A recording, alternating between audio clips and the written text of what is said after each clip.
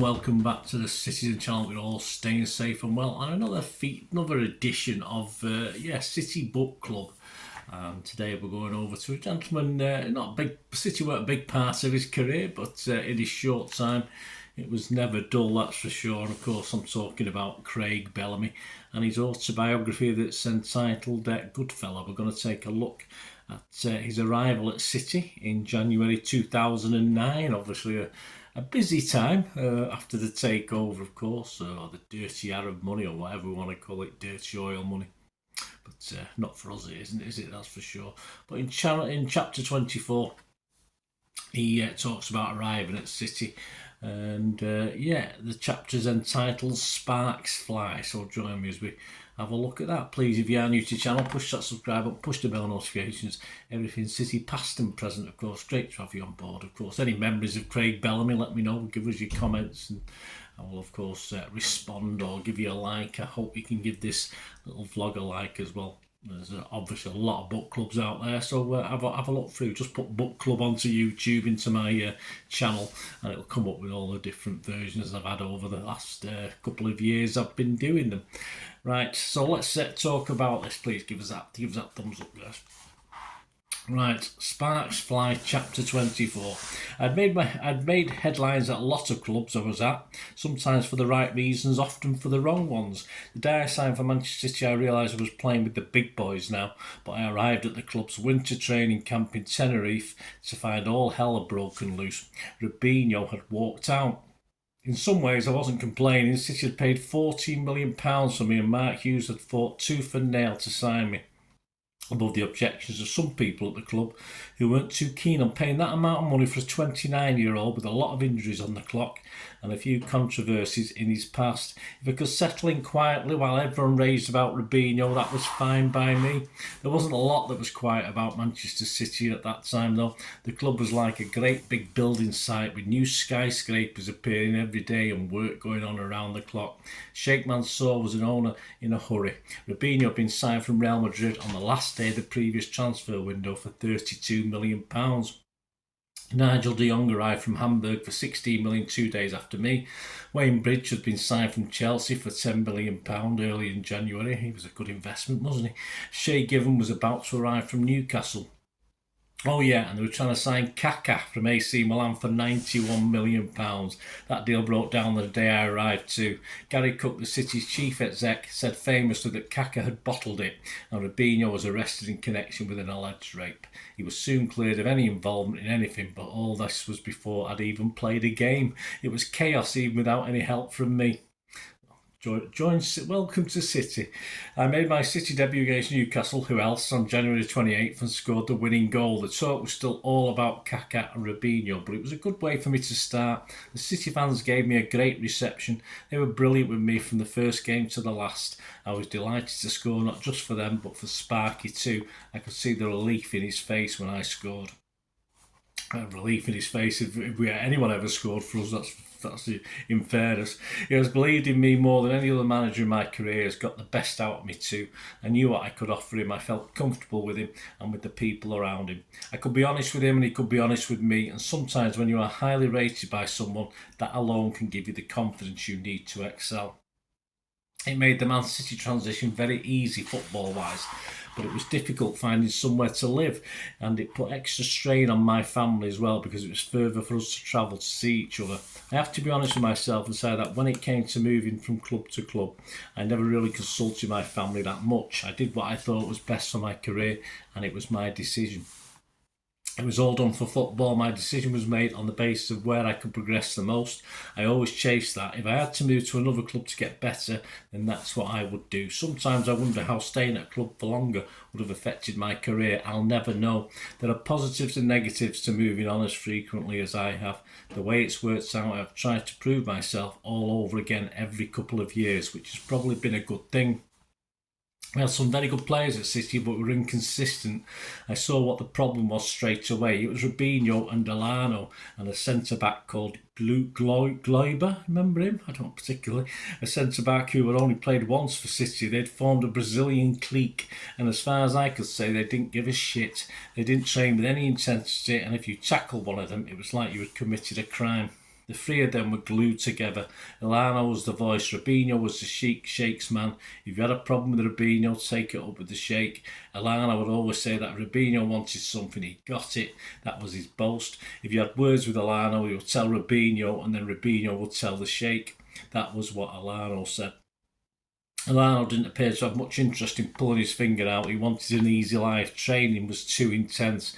When they played for Brazil, though, they were transformed in mid-February. I watched them play for their national team against Italy at the Emirates, and they were both magnificent. I mean, really magnificent. Elano scored the first goal in a 2-0 win. It was like something out of the 1970 World Cup. He backheeled the ball to Robinho, who slid a pass back to him, and he lifted it over Buffon as Buffon rushed out to meet him.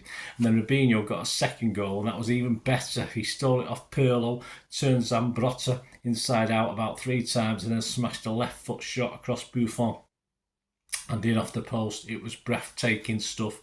The following weekend we played Portsmouth at Fratton Park. Portsmouth were without a manager and were fighting relegation. We lost 2-0. Robinho and Elano were a disgrace. It was like they only wanted to pass to each other. We weren't good enough that we could carry them, but when they lost it, they didn't track back or anything.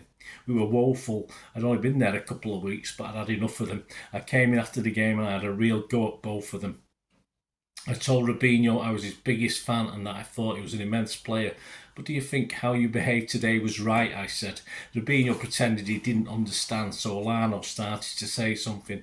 You're in no position to pipe up, I said. You were a fucking disgrace too. You didn't track your runners, you did what you wanted on the ball, you wasted possession. They seemed to be shocked that someone was having a go at them. They didn't say anything, so I filled the silence. I think we're all here to do the running for you, do you? I said. What? You can lose it, but I'll go and win it back for you so you can lose it again. I know that you're incredibly talented. There's no two ways about it. You proved that against Italy, but great players don't come to Portsmouth and put in a performance like that. Spark had been listening at that point. He went out and left me to it. Vincent Kompany backed me up as well. He was an outstanding professional. He'd fallen out with the Brazilian clique before I arrived. I'd only been there a couple of weeks, but I felt so let down and so pissed off about what happened. I didn't want to be the one saying it. I would have loved to keep my head down, but I couldn't help myself. When I got to training on Monday, Robinho called me over to a corner of the changing rooms. Elano was standing behind him, just like he always did. Why you talk, Robinho said.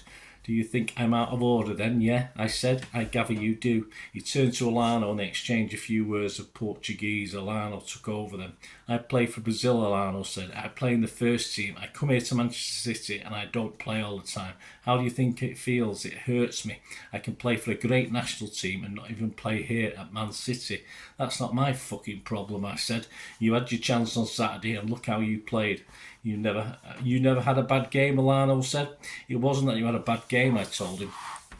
It was just the lack of effort. You weren't interested. That hurts more. You always talk, Robinho said. It should be the manager who talks, not you. Listen, if I got something to say, I'll fucking say it, I said. If you don't think I've put in my shift, then you tell me and I'll take it on the chin, but you have let everyone down. Okay, Robinho said, trying to bring the conversation to an end. Don't you talk to me again. What are you on about, I said. You mean talk to you as in talking to you at all, or talk to you after the game? No, we are finished, Robinho said. Whatever, I said. I'll lose a lot of sleep over that. Robinho and Elano walked off. I saw Stephen Ireland sitting nearby. He caught my eye. Now you see what we've had to put up with, he said. I scored in the next game against Liverpool at Anfield, although it was put down as an Alvarez Bello own goal. And then it was West Ham away at Upton Park. I got hammered by the West Ham fans, which wasn't a problem. It didn't change my high opinion of them. It's their club and they thought I had treated them badly. It wasn't true, but they weren't to know that. They were entitled to react how they want.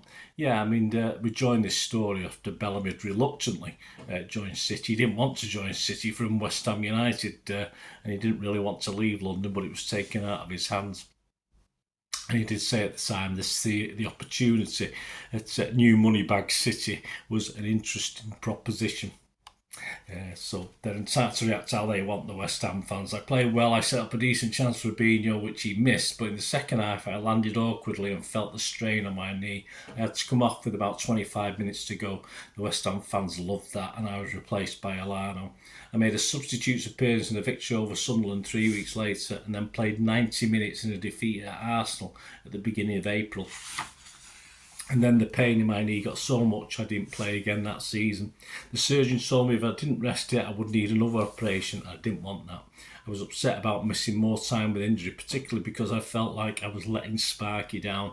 He had staked a lot on me and I had made a decent impact when I arrived. But now all the people who had warned against me and said I would just get injured were being proved right. I was eaten up with guilt about it.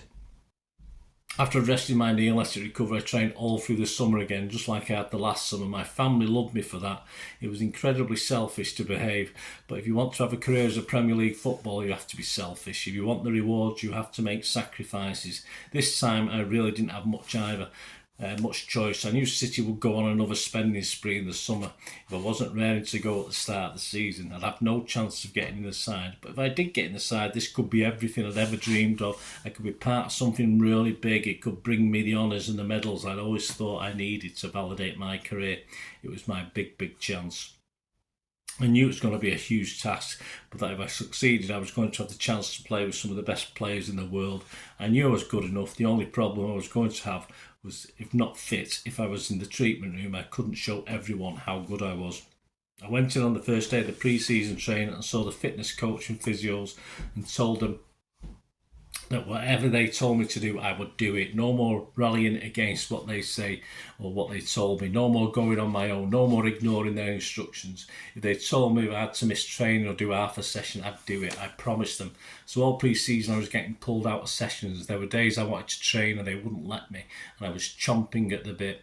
They brought in a fitness guy called Raymond Verhagen, who I hated with a passion because one of the ones pulling me out of sessions, he was opinionated and a little arrogant, but he had an annoying habit of being right about fitness issues. Towards the end of the pre-season, I began to feel great. The regime I had followed was paying off. It was just as well. Before the end of August, City spent more than £100 million on new players. Carlos Tevez arrived from United. Emmanuel Adebayor was signed, so was Gareth Barry, so was Julian Lescott, Kolo Toure. It was just a quality group of players. I felt like I was in Wonderland. I didn't make that much of an impact pre-season, but I didn't care about that. You make an impact when the whistle goes for the first game of the Premier League campaign. I made the starting lineup for the opening game away at Blackburn Rovers. That was my first goal achieved. I started up front with Adebayor because Carlos was not quite fully fit. Although he did come on midway through the second half, Robinho was in the side too at Ewood Park. He started on the left. Carlos started the next game against Wolves at Eastlands and I was on the bench. Then we played Portsmouth away and I started at left wing. I felt really fit. I felt stronger than I'd ever been. We beat Blackburn, we beat Wolves, we beat Portsmouth. Adebayor scored in every game and we were flying.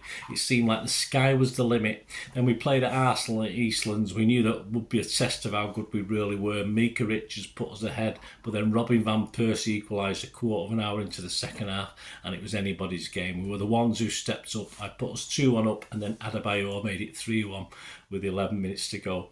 Adebayor had been taking fearful abuse from the Arsenal supporters throughout the game. He had also been involved in an incident with Van Persie where he had trodden deliberately, or not, on Van Persie's head and cut him above the eye. That had just ramped up the hostility towards him even more and made the atmosphere increasingly feverish.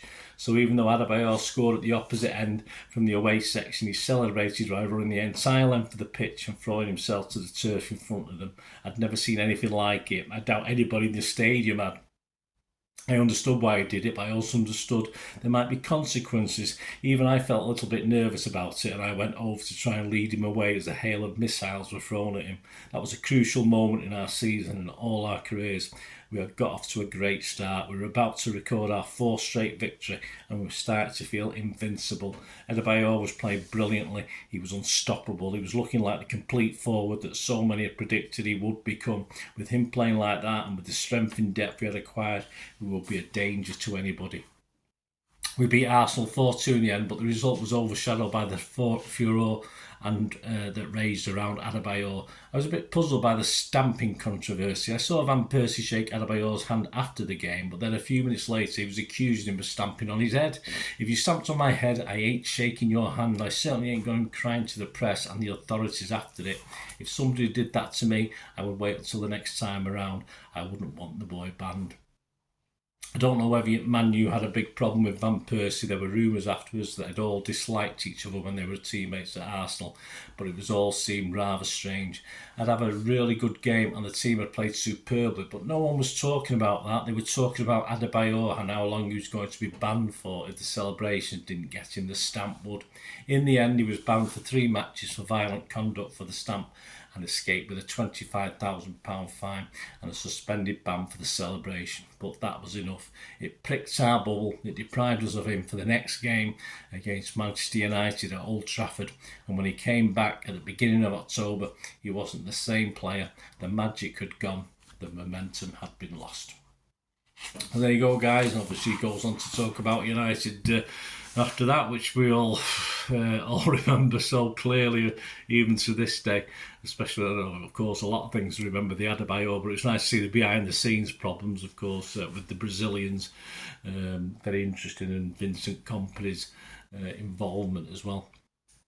So I hope you enjoyed that. Thanks for joining me for this City Book Club special. Craig Bellamy, Goodfella, the autobiography. It's easily, I think when I bought this, it was about £3.50, something like this, in hardback. So literally for nothing on the internet. So if you want to buy it, it's a great read, of course. I've not read it all totally, but hopefully we will get back to Craig Bellamy sometimes in the future. But I've got a lot of books I've not even looked at yet that are city linked, so hopefully we will one day, but it might take a little while. But I hope you enjoyed that one anyway. Share any memories you've got of Craig Bellamy or that time. Be great to hear from you.